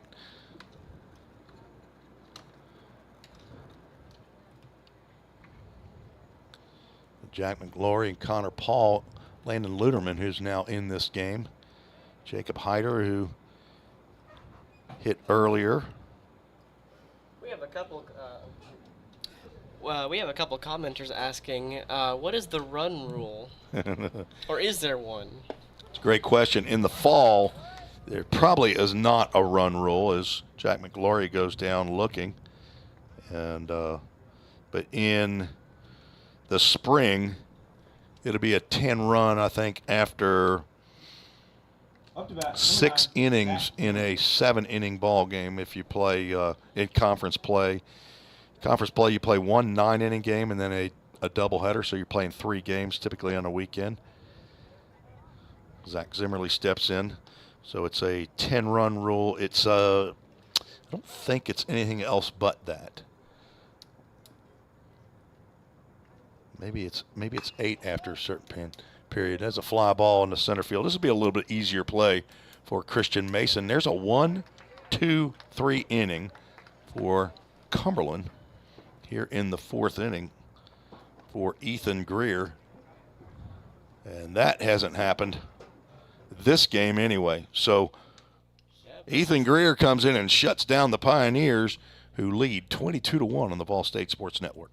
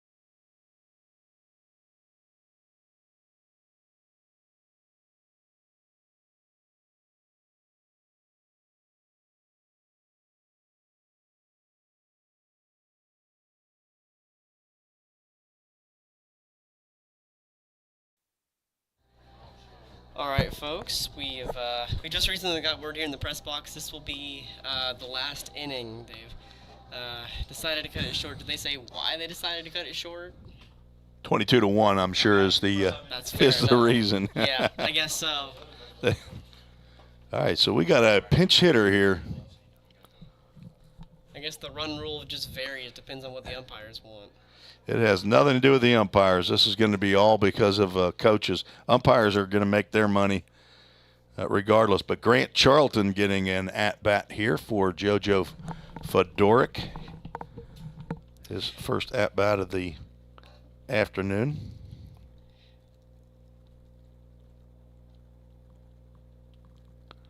Mason Raffoff, our Summit Concrete call to the bullpen. Third pitcher on. Looks like he'll get 1 inning of work. So I guess Alex Qualls won't get that 14th inning, will he? So there'll be a couple pitchers who thought they were going to get some work in today and will end up not getting that work. Mason Raffoff is a transfer sophomore from Bevel State Community College down in Alabama. He's from Columbia Academy, and he gets a swing and a miss on a 3-1 pitch from Grant Charlton. Will have a full count, Ministries full count. Raffoff, 6'3", 175-pound left-hander.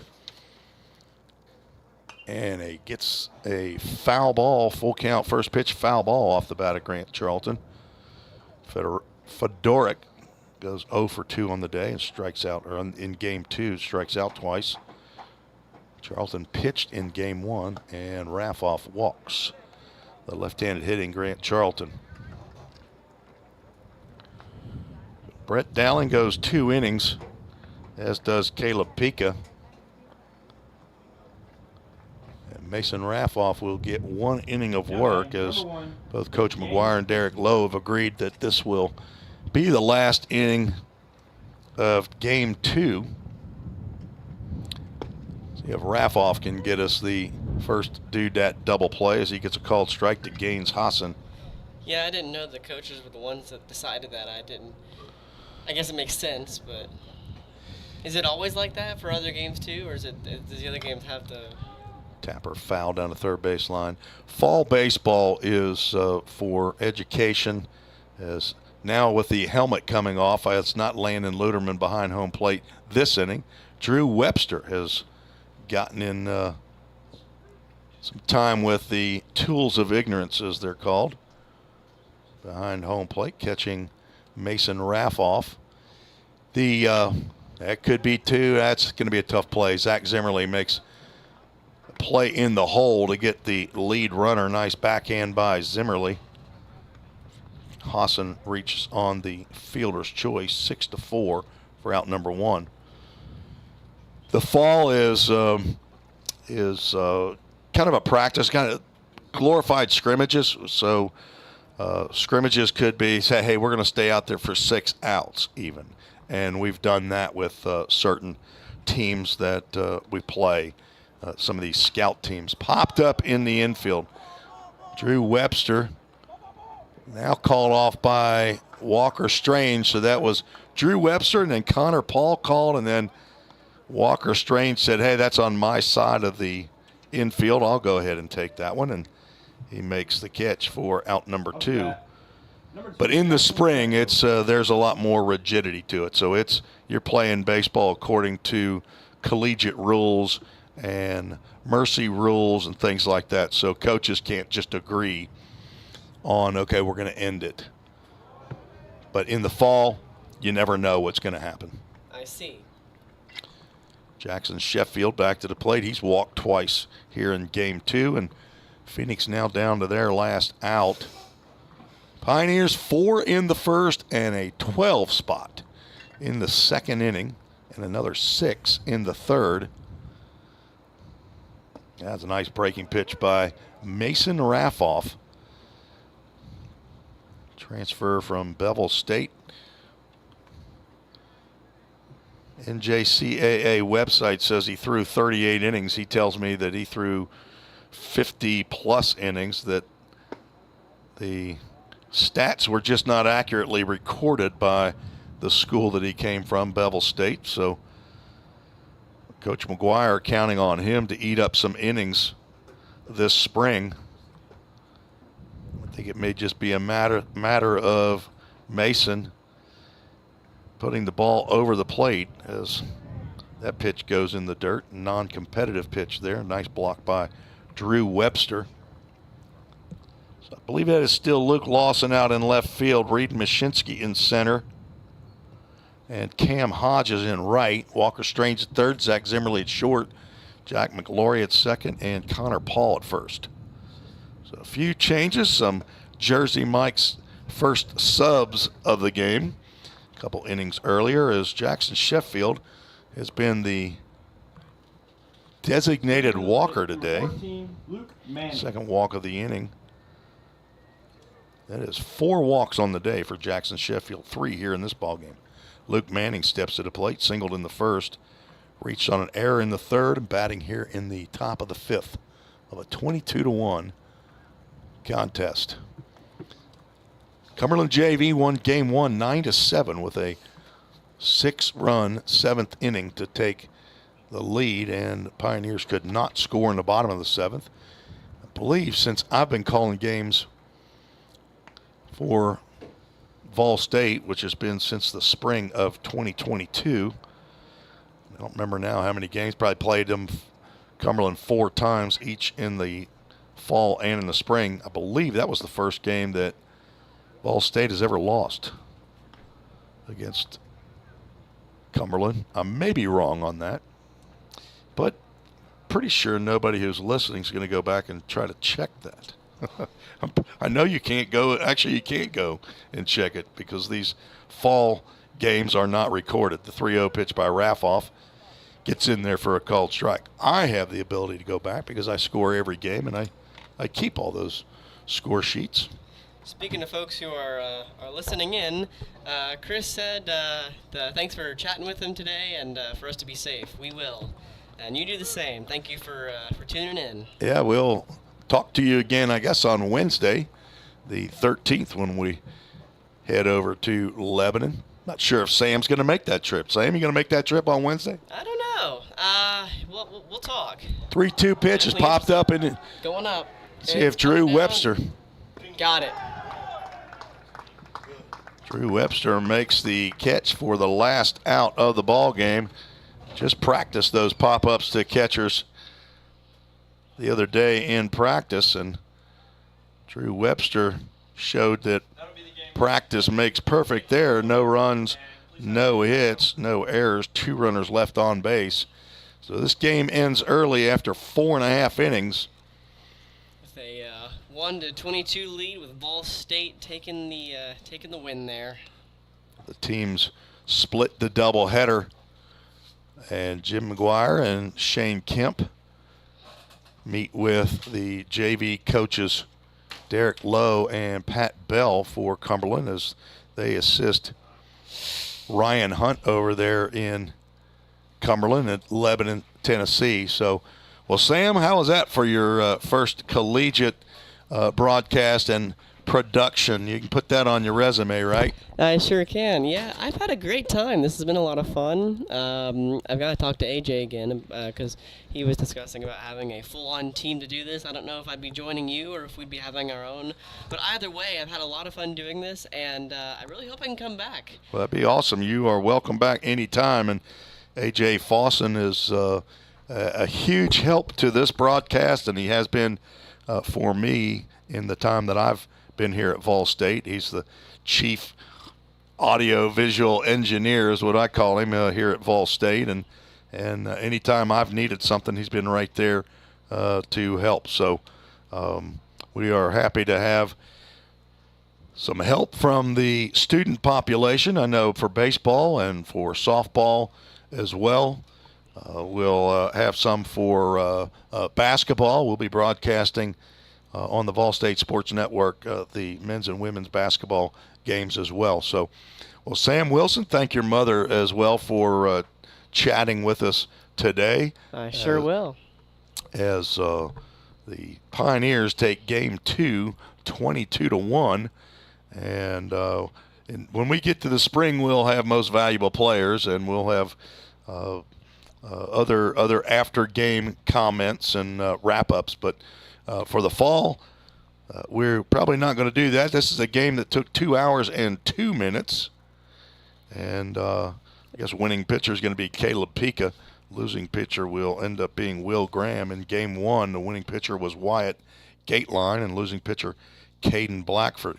But for athletic director Bobby Hudson and head coach Jim McGuire, a big thanks to Sam Wilson, our producer, for today's broadcast. This is Tim Reese saying so long, and I will speak with you on Wednesday, September 13th from Lebanon, Tennessee, to face these same Phoenix junior varsity squad from Cumberland University.